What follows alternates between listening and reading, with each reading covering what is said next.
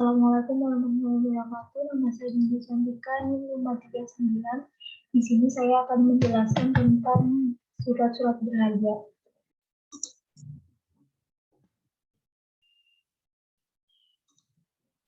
Yang pertama, saya akan menjelaskan tentang pengertian dari surat berharga. Surat berharga adalah surat pengakuan utang atau wesel, saham, obligasi, sekuritas kredit, atau setiap derivatif dan surat berharga atau kepentingan lain atau suatu kewajiban dari penerbit dalam bentuk yang lazim di perdagangan dalam pasar modal maupun pasar uang. Surat berharga adalah sebuah surat yang menilai uang serta memberikan hak kepada pemegangnya atas apa yang tercantum di dalamnya. Dan surat berharga ini mudah dan dapat diperdagangkan. Surat berharga adalah surat yang semalam menganggap surat tersebut berharga. Contoh saham, obligasi, wesel, cek, dan lain-lain. Surat berharga memiliki fungsi yaitu yang pertama alat pembayaran, contoh cek, bilet, giro, dan wesel. Sebagai alat ukur yang kedua yaitu surat bukti investasi, contoh obligasi dan surat saham. Lalu syarat-syarat dari surat berharga yang pertama, syarat material surat berharga ada 4. Yang pertama, nilai nominal surat berharga sama dengan perikatan dasar yang latar belakangnya. Yang kedua, surat berharga dapat sebagai alat bukti. Yang ketiga, surat berharga mudah dialihkan. Yang keempat, surat berharga dapat dijualbelikan dengan adanya Undang-Undang Nomor 8 Tahun 1995 tentang pasar modal. Kemudian syarat formal dari surat berharga dapat dilihat pada masing-masing peraturan yang mengaturnya. Contoh wesel diatur dalam pasal 100 KUHD, yaitu cek diatur dalam pasal 178 KUHD, bilet giro diatur dalam SEBI atau Surat Edaran Bank Indonesia. Kemudian fungsi dari surat berharga yaitu dalam bab 6 dan 7 KUHD, fungsinya yang pertama surat sanggup bayar atau janji untuk membayar, yang kedua surat permintaan bayar, yang ketiga surat pembebasan hutang. Lalu kemudian pihak-pihak yang terlibat dalam surat berharga.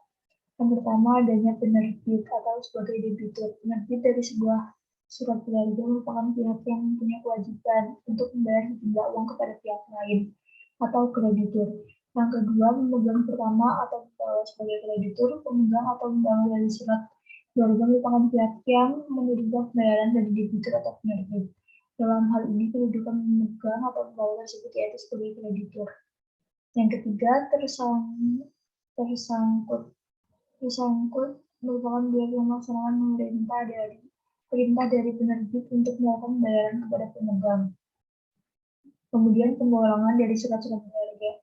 Yang pertama, surat berharga mempunyai sifat kebendaan, misalnya konnosmen. Yang kedua, surat berharga mempunyai sifat kebendaan, misalnya saham. Yang ketiga, surat berharga mempunyai sifat tagihan hutang, misalnya wesel, cek, surat aksep, pengemis, kwitansi. Kemudian jenis-jenis dari surat berharga.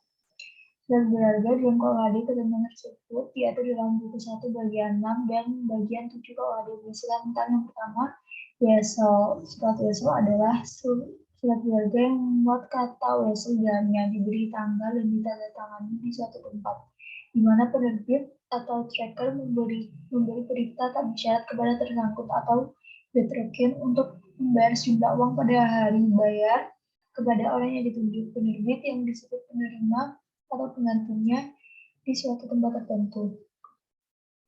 Jadi dari surat wesel, ada wesel atas penerbit pasal, ada wesel atas penerbit sendiri pasal, dalam 102 ayat 2, wesel untuk rekening orang ketiga, dan wesel inkasu wesel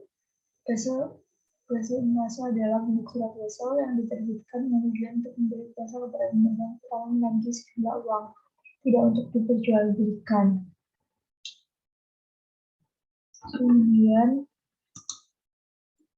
jenis-jenis surat berharga berdasarkan KUHD. Yang pertama adalah wesel.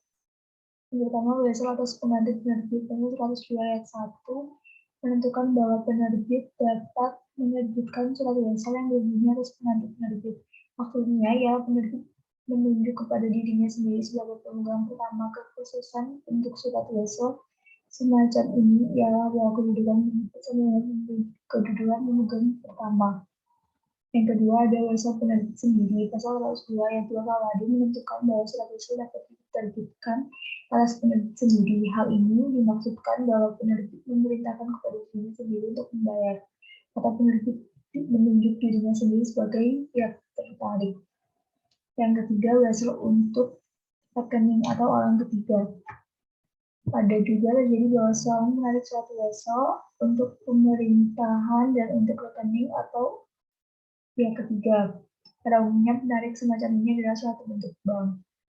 Dan terakhir, wesel inkasu wesel adalah bentuk surat wesel yang diterbitkan dengan tujuan untuk memberi kuasa kepada pemegang pertama menagih sejumlah uang, tidak untuk diperjualbelikan.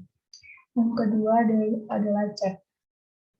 Cek adalah suatu surat berharga yang memuat kata cek yang bertanggal dan menyebutkan tempat penerbitannya, yang merupakan perintah tanpa syarat kepada bankir untuk membayar sejumlah uang kepada pihak pemerintah atau pembawanya diterbit di tempat tertentu di dalam KUHD. Ketentuan mengenai surat cek terdapat dalam buku ke-1 bab 7 pasal 198 sampai dengan pasal 229 yang mulai berlaku pada tanggal 1 Januari 1936. Jenis-jenis surat cek yang pertama ada surat cek pengganti penerbit pasal 183 ayat 1 KUHD. Yang kedua, surat cek untuk perhitungan. Orang ketiga, pasal 108 3 ayat 2 KUHD. Yang ketiga, surat cek inkaso, pasal 183A ayat 1 KUHD. Yang keempat, surat cek domisili, pasal 185 KUHD. Ya, kemudian kwitansi,